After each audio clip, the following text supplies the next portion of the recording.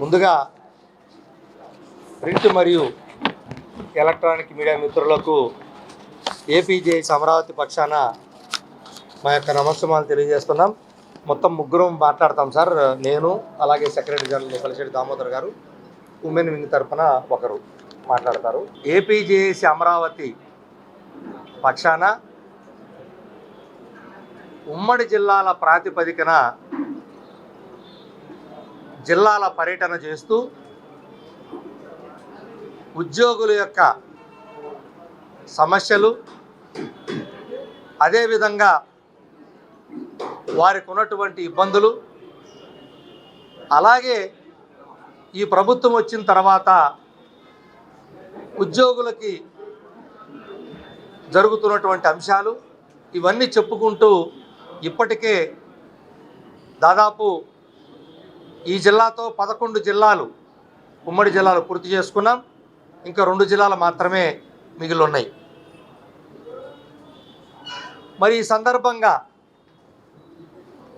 అన్ని జిల్లాల పర్యటన చేసిన మీదట ఈ రాష్ట్రంలో ఉన్నటువంటి ప్రతి ఉద్యోగి, ప్రతి ఉపాధ్యాయుడు, ప్రతి కాంట్రాక్ట్ ఉద్యోగి, ప్రతి అవుట్సోర్సింగ్ ఉద్యోగి, ప్రతి గ్రామ వార్డు సచివాలయ ఉద్యోగి కోరుకునేటువంటి అంశము, ఎందుకు మనకి ఇంకా మనం కోరుకున్నటువంటి కూటమి ప్రభుత్వం వచ్చి కూడా సంవత్సరం దాటిపోయినా కూడా ఇంకా కనీసం పిఆర్సి కమిషనర్ అంటే ఎలాంటి ఆర్థిక పరమైనటువంటి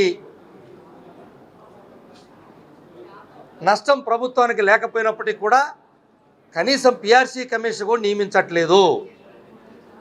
ప్రభుత్వం ఎందుకు ఉద్యోగుల గురించి కనీసమైన ఆలోచించట్లేదు అనేటువంటి చర్చ విపరీతంగా ప్రతి ఉద్యోగి నుంచి వస్తున్నటువంటి మాట.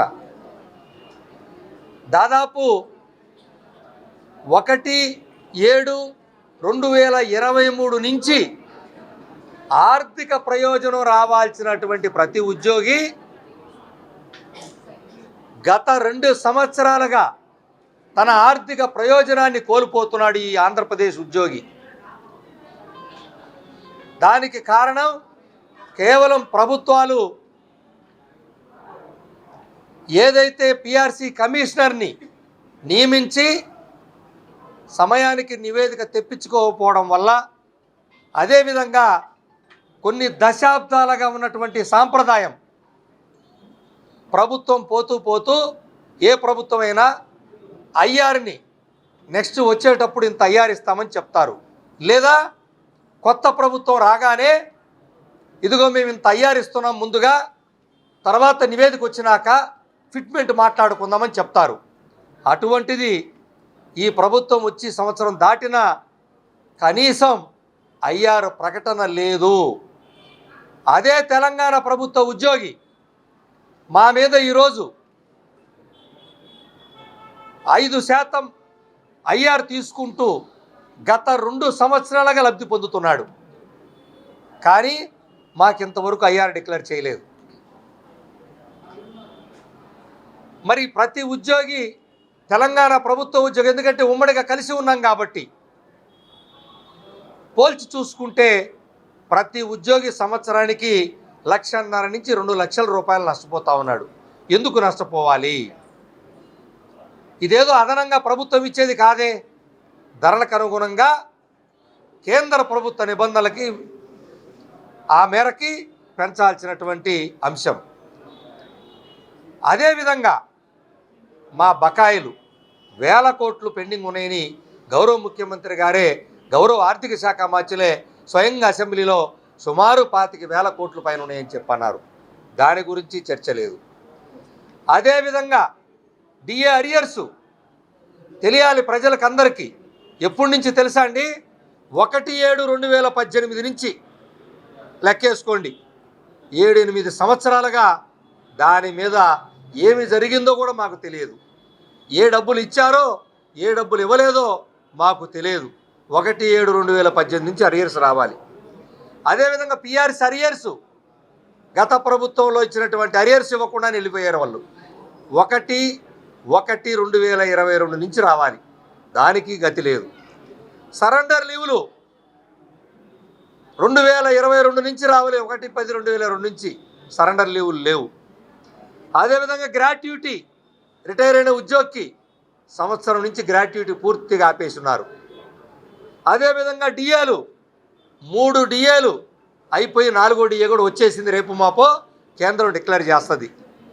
దాదాపు 11-12% డిఏలు రావాలి. ఈ డిఏలు వచ్చేది ఎప్పుడో, మళ్ళీ దాని ఏరియాస్ ఎప్పుడు ఇచ్చేదో ఇంతవరకు తెలియదు.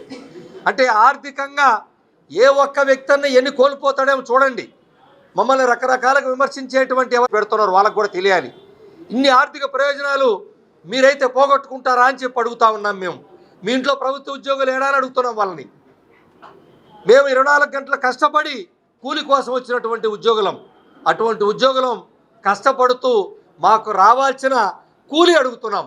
మేము వేరే జీతభత్యాలు అడ్డగోలుగా పెంచమనో, మాకు అడ్డగోలుగా ప్రభుత్వాన్ని ఉచితంగా తెచ్చియమనో ప్రభుత్వ ఉద్యోగులు ఏ రోజు కోరరు. ప్రభుత్వ ఉద్యోగం ఇవ్వని కూడా మేము కోరలేదు. ప్రభుత్వాలు మాకు ఉద్యోగాలు అవసరం, ఉద్యోగులని ప్రజల యొక్క సంక్షేమం అభివృద్ధి కార్యక్రమాలు తీసుకెళ్ళటానికి మా ఉద్యోగులు అవసరమని ప్రభుత్వం నియమించుకుందే తప్ప మేము కావాలని ఇవ్వలేదు. పరీక్షల ద్వారా లక్షల మంది రాస్తే మేము సెలెక్ట్ అయ్యి మేము ఈరోజు ఉద్యోగం చేస్తున్నాం తప్ప ఎవరు దయాదక్షిణలో ఎవరు భిక్షతోనో మేము ఉద్యోగాలకు రాలేదు. మా కూలి మాకు ఇవ్వాల్సిన బాధ్యత ప్రభుత్వం మీద ఉంది. మా ఉద్యోగులకి 1వ తారీఖు జీతభత్యాలు పెన్షన్లు ఇవ్వాల్సిన బాధ్యత ప్రభుత్వం మీద ఉంది. గత ప్రభుత్వం విస్మరించే ఆ విధమైనటువంటి పరిస్థితి కలిగింది. మరి ఈ రోజున రాష్ట్రంలో సిపిఎస్ ఉద్యోగులు పాత పింఛన్లోకి తీసుకురండి అని చెప్పి సంవత్సరాలుగా ఉద్యమాలు చేస్తున్నారు. దాని గురించి అతిగతి లేదు. ఒక ఆయన చెప్తా ఉన్నాడు, పాత పింఛన్ విధానం పింఛన్లు ఇస్తే దేశాలే మొత్తం వెళ్ళిపోతాయి, దేశం మొత్తం కూలిపోతాయని చెప్తున్నాడు. ఆయన అడుగుతున్నాం మేము, అయ్యా ఈ రాష్ట్రంలో ఉన్న ఎమ్మెల్యేలకి, ఎమ్మెల్సీలకి, ఎంపీలకి అందరికీ కోట్లాది రూపాయలు ఇస్తూ ఉన్నారు పెన్షన్ రూపంలో. ముందు వాళ్ళని విత్డ్రా చేసుకోమనండి. ఆదర్శంగా ఉండాల్సింది వాళ్ళు, కూలికొచ్చింది మేము, ప్రజాసేవకి వాళ్ళని తీసేసుకోమనండి. ఒక్కరోజు చేస్తేనో, ఒక్కరోజు అసెంబ్లీ అడుగు పెడితేనో, ఒక్కరోజు పార్లమెంట్లో అడుగు పెడితేనో, ఒకసారి చేస్తే ఎమ్మెల్సీ ఒక పెన్షను, ఎంపీ చేస్తే ఇంకొక పెన్షను. ఇన్ని పెన్షన్లు వాళ్ళు ఎందుకు తీసుకుంటున్నారు? ఆ ప్రజాసేవ చేయాల్సిన వాళ్ళు చెప్పమనండి. 40 ఏళ్ళు మా జవసత్వాలు మొత్తం ప్రభుత్వ సేవకు మేము పెడితే కూలి పనికి వచ్చి మాకు పెన్షన్లు ఎందుకు అంటావేంది నువ్వు? మా వల్ల ప్రభుత్వాలు కూలిపోతాయి అంటావేంది? కాబట్టి మరి సిపిఎస్ రద్దు విషయం కానీ, లేకపోతే రావాల్సినటువంటి కాంట్రాక్ట్ ఉద్యోగుల క్రమబద్ధీకరణ 12,000 మంది ఉంటే 3,000 మంది చేసి ఆ ప్రభుత్వం వెళ్ళిపోయింది. మిగతా వాళ్ళు వాళ్ళతో పాటు కలిసి చేరిన వాళ్ళు ఈరోజు చచ్చిపోతే వాళ్ళకి ఏ రాయితీలు రావు, రిటైర్ అయిపోతే ఏ రాయితీలు రావు. వాళ్ళు అన్యాయం అయిపోతూ ఉన్నారు. వారి గురించి ఇంతవరకు మాట్లాడలేదు. అవుట్సోర్సింగ్ ఉద్యోగి రాగానే ప్రభుత్వ స్కీములు వర్తింపజేస్తామని మేనిఫెస్టోలో పెట్టారు. దాని గురించి చర్చించింది లేదు. అదేవిధంగా గ్రామవార్డు సచివాలయ ఉద్యోగులు తీసుకొచ్చి 150,000 మందిని రిక్రూట్ చేశారు గత ప్రభుత్వంలో. వాళ్ళకి ప్రమోషన్లు ఏందో తెలియదు, ఎవరు ఏ స్థాయికి వెళ్తారో తెలియదు, ఎవరి జీతభత్యాలేందో తెలియదు. గందరగోళమైనటువంటి పరిస్థితి నెలకొని ఉంది వాళ్ళది. పట్టించుకున్నటువంటి దిక్కు లేదు. అదేవిధంగా ఎంప్లాయీస్ హెల్త్ స్కీము అది పనికిరాని కార్డుగా తయారైపోయింది. ఏ ఆసుపత్రులు కూడా ఉద్యోగ కార్డు తీసుకుని వెళ్తే బయట ఉండమని చెప్పే పరిస్థితి, దాన్ని పట్టించుకున్నటువంటి పరిస్థితి లేదు. అదేవిధంగా పిల్లల్ని కనమని చెప్పి వృద్ధి కరగాలి, జనాభా పెరగాలి, చిన్న ఏజ్ పిల్లలు లేరు ఈ రాష్ట్రం భారతదేశం అని గౌరవ ముఖ్యమంత్రి గారి పిల్లల్ని కనమంటున్నారు. అయినా చైల్డ్ కేర్ ఇవ్వమంటేనేమో కేంద్రం 2 సంవత్సరాలు ఇస్తుంటే మనకు 6 నెలలు ఇస్తూ ఉన్నారు. మరి ఏ విధంగా వాళ్ళు పిల్లల్ని సంరక్షణ చూసుకోవాలని చర్చించే పరిస్థితి లేదు. చాలా కాలం నుంచి మెడికల్ ఇన్వాలిడేషన్ అయినటువంటి ఉద్యోగి కొత్త జబ్బులు యాడ్ చేయమంటే అన్ని రికమెండ్ అయ్యి వచ్చినాయి, అవి ప్రభుత్వంలో ఆగిపోయి ఉన్నాయి. దాని సంగతి తీర్చలేదు. అదేవిధంగా టైపింగ్ క్వాలిఫికేషన్లు జీవో నెంబర్ 68ని అమెండ్ చేయమన్నాం, దానికి అతిగతి లేదు. ఫ్యామిలీ పెన్షను, దాని గురించి అనేక రకాల ఇక్కట్లు వస్తూ ఉన్నాయి రాష్ట్రంలో. కమ్యూటేషన్ గురించి ఇబ్బందులు లేవు. వీటన్నిటిని గురించి చర్చించమని గత 6-7 మాసాలుగా ప్రభుత్వం దృష్టికి తీసుకెళ్తూనే ఉన్నాం. కానీ ఏ స్థాయిలో కూడా చర్చలు చేసిన సందర్భం లేదు. ప్రభుత్వానికి అనేక రకాల మార్గాలు ఉన్నాయి. ఒకటి, జాయింట్ స్టాఫ్ కౌన్సిల్ సమావేశాన్ని గౌరవ చీఫ్ సెక్రటరీ ఆధ్వర్యంలో జరపాలి, లేదా మంత్రుల్ని ఒక ఉపసంఘం నియమించి వాళ్ళతో చర్చలు చేయాలి, లేదా గౌరవ ముఖ్యమంత్రి గారన్నా చర్చలు చేయాలి. ఏ స్థాయిలో కూడా చర్చలు జరగట్లేదనే బాధ ప్రతి ఉద్యోగులో ఉన్న విషయాన్ని ప్రభుత్వం దృష్టికి ఇప్పటికే తీసుకెళ్ళాం. ఇప్పటి వరకు మరి ప్రభుత్వం నుంచి ఏ చర్చలు, ఎలాంటి సమావేశాలు లేవు. కాబట్టి మరి నెల 23వ తారీఖున రాష్ట్ర ఏపీజేఎస్ అమరావతి రాష్ట్ర కార్యవర్గ సమావేశాన్ని 23-24 తారీఖున నిర్వహిస్తున్నాం. ఒకరోజు జేఏసీ, ఒకరోజు రెవెన్యూ సమావేశాలు జరుగుతాయి 23-24 విజయవాడలో. ఆ సమావేశంలో అన్ని జిల్లాల నాయకత్వం, అన్ని సంఘాల నాయకత్వం పాల్గొంటున్నాయి. తప్పకుండా ప్రభుత్వాన్ని ఒకటే కోరుతూ ఉన్నాం, 23వ తారీఖు 24 తారీఖుల లోపు మే సమావేశంలో మరి ఏ విధమైనటువంటి జిల్లా నాయకత్వాలు వాళ్ళు ఫీల్ అవుతున్నటువంటి అంశాలు, వాళ్ళు బాధపడుతున్నటువంటి అంశాలు తీవ్రంగా చర్చించుకోక ముందే ప్రభుత్వం ఏదో ఒక స్థాయిలో గౌరవ సిఎస్ గారి స్థాయి కానీ, గౌరవ ఉప ముఖ్యమంత్రి మంత్రుల కమిటీ కానీ ఎవరో ఒకరు జాయింట్ స్టాఫ్ కౌన్సిల్ సమావేశాన్ని పిలిచి ఒక సమావేశం ద్వారా 23-24 తారీఖు లోపు జరపాలని ప్రభుత్వాన్ని మీ ద్వారా కోరుతున్నాం. లేని పక్షంలో ఆ రోజు చర్చలకి అనవసరంగా తావిచ్చినటువంటి అవకాశం వస్తుందని ప్రభుత్వానికి మీ ద్వారా తెలియజేస్తా ఉన్నాం. P4 అంశం ఈరోజు ఇక్కడ చర్చగా నడిచింది. అన్ని సంఘాల్లో ఉద్యోగులు కూడా చర్చగా తీసుకొచ్చారు. ప్రధానంగా దీనికి పూర్తిగా ఇబ్బంది పడుతున్నటువంటి వర్గం, మొట్టమొదటి వర్గం గ్రామ వార్డు సచివాలయ ఉద్యోగులు. గౌరవ ముఖ్యమంత్రి గారు P4 అటువంటి కార్యక్రమాన్ని, బృహత్తరమైనటువంటి కార్యక్రమాన్ని తీసుకొచ్చారు. అందరం ఆహ్వానిస్తున్నాం, చాలా సంతోషించదగ్గ విషయం. ఎందుకంటే నిరుపేదల్ని గుర్తించి ధనికులు వాళ్ళకి సహాయం చేసేటువంటి గొప్ప కార్యక్రమం కాదనట్లేదు. మేము కూడా ఉద్యోగులుగా కూడా అందరం కూడా రాష్ట్రంలో కష్టపడి పనిచేస్తాం. కానీ ఇక్కడ కొంతమంది అధికారులు రాష్ట్ర వ్యాప్తంగా అత్యధిక ఉత్సాహం ఎక్కువగా చూపిస్తూ ఉద్యోగుల్ని ఇబ్బందులకు గురి చేస్తూ చివరికి ఛార్జ్ మెమోలు కూడా ఇచ్చే స్థాయికి వెళ్తూ ఉన్నారు. కొంతమంది అధికారులు ప్రభుత్వాన్ని తప్పుదారి పట్టించేదానికో, ప్రభుత్వం మీద నెగిటివ్ వచ్చేదానికో ఉద్యోగులతో మీరు కూడా బాధ్యత తీసుకొని మీరు కూడా ధనికులుగా అనేక మంది దత్తత తీసుకోమని ఒత్తిడి చేసేటువంటి సంఘటనలు వస్తూ ఉన్నాయి. వారందరికీ కూడా చెప్తా ఉన్నాను, దయచేసి గౌరవ ముఖ్యమంత్రి గారు నిన్న కేబినెట్ సందర్భంగా కానీ అనేక సందర్భాల్లో కానీ చాలా స్పష్టంగా చెప్పారు, ఉద్యోగులను ఎక్కడా కూడా ఒత్తిడి చేయొద్దని. ఇదే వెస్ట్ గోదావరి జిల్లాలో మరి భీమవరంలో మున్సిపల్ కమిషనర్ గారు ఏదైతే అత్యుత్సాహం చూపించి 26 మందికి షోకాజ్ నోటీసులు జారీ చేస్తే ఈ అంశాన్ని రాత్రికి రాత్రి గౌరవ ముఖ్యమంత్రి గారి కార్యాలయానికి తెలియజేస్తే తెల్లవారేపాటికల్లా 26 మందిని కూడా ఛార్జెస్ డ్రాప్ చేస్తూ తెల్లవారేపాటికి రాత్రి 10ంటికి పెట్టాం. సమావేశం, పత్రికా విలేకరుల సమావేశం ఉందని తెల్లవారికల్లా డ్రాప్ చేస్తూ ఈ మెమో రావటం జరిగింది. చాలా సంతోషం. మేము కోరుకునేది ఇదే, ఉద్యోగులు గౌరవ ముఖ్యమంత్రి గారు చెప్పినటువంటి కార్యక్రమాన్ని నిర్వర్తించడానికి, P4 విజయవంతం చేయడానికి అందరం సంతోషంగా ఉన్నాం. ఎందుకంటే అందులో మా బంధువులు, మా బిడ్డలు, మా అన్నలు, మన తమ్ముళ్ళు కూడా పేదలు, నిరుపేదలు ఉండొచ్చు. వాళ్ళందరికీ మీరు చేసే మంచి కార్యక్రమం ముందుకు తీసుకెళ్తాం. కానీ ప్రభుత్వం కూడా ఇలా అత్యుత్సాహం ప్రదర్శించి లేదా ప్రభుత్వానికి చెడ్డ పేరు తీసుకొచ్చేటువంటి వాళ్ళని కూడా గమనిస్తూ ఉద్యోగుల్ని ఇబ్బందులకు గురి చేయకుండా P4 కార్యక్రమాన్ని విజయవంతం చేసేదానికి ప్రభుత్వం కూడా ఇలాంటి వాళ్ళ కూడా ఆచితూచి చూడాలని చెప్పి, అదేవిధంగా ఉద్యోగులు కూడా ఎక్కడా కూడా ప్రభుత్వం మీద ప్రభుత్వం ఒత్తిడి చేయట్లేదు.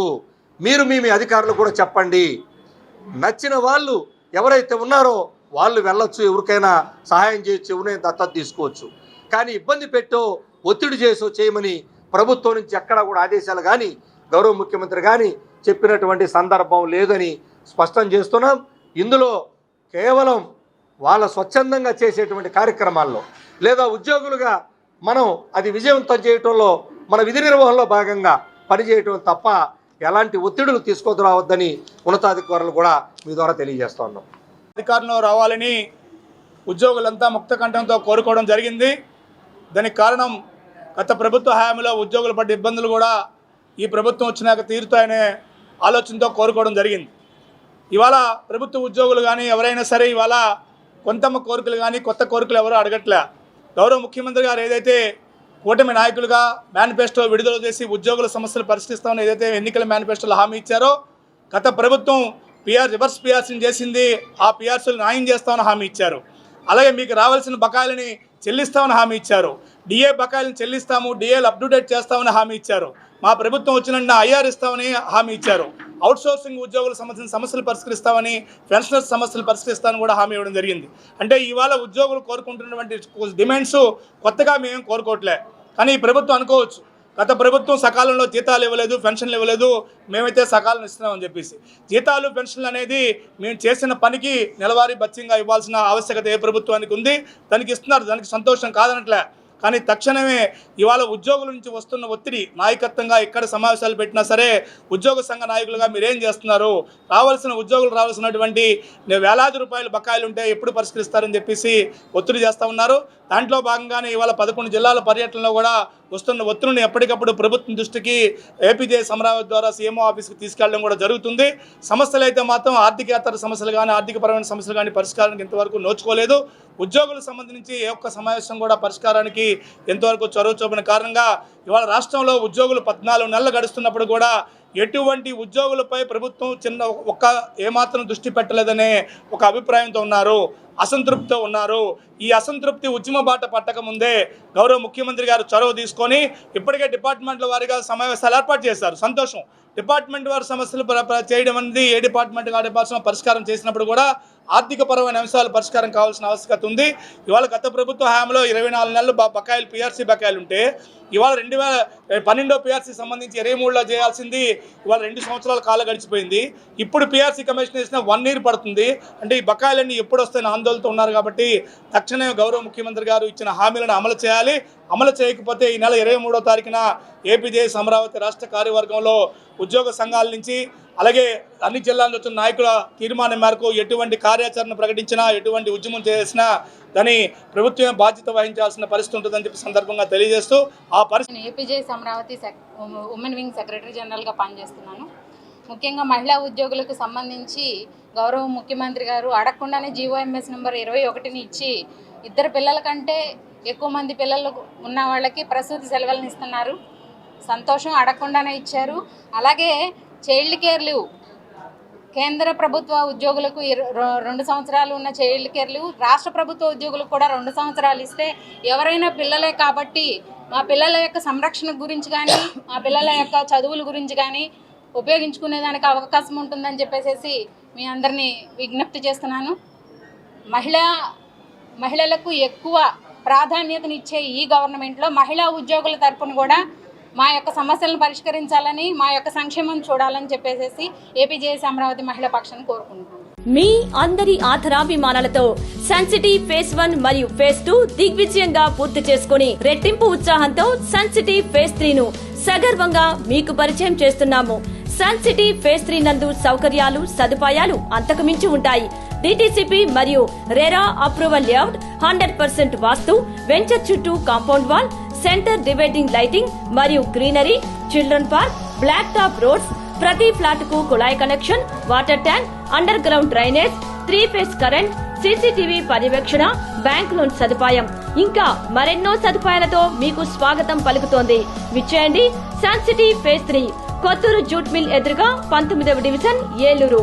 మీ ఆకుల శ్రీనివాస్. ఫోన్ 9848233117 మరియు 9848155544.